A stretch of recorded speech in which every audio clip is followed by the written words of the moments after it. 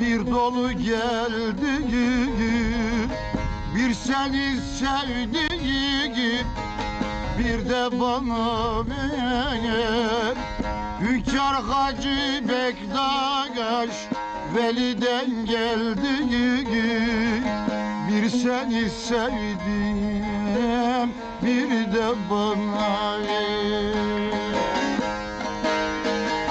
Hünkâr Hacı Bektaş Veli'den geldi, bir seni sevdim, bir de bana ver.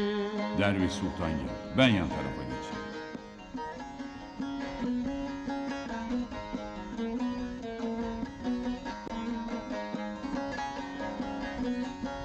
Selamünaleyküm koca adam.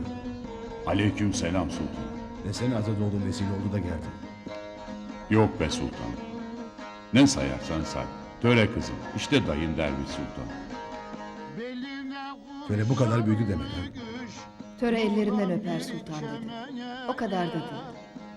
Daha dizlerinin üzerinde uyuduğumu hatırlarım. Ama bağlama çalmayı da semah dönmeyi de öğrendim. Ey Derviş Sultan. Çıkmana sayılı gün kaldı. Öyle mi dersin? Ben hiç saymadım. Benim için içerisi de dışarısı da birdir. Ziyaret saati bitmiştir. Dışarıda bekleyenler var.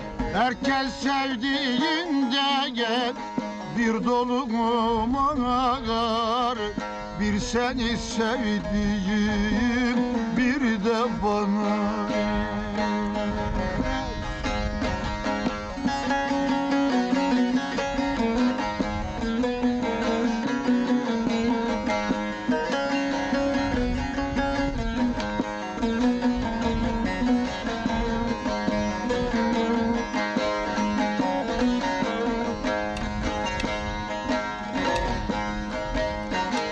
Senin aşıkları kaynadı coştu, aşk halinden dolu badeler içti.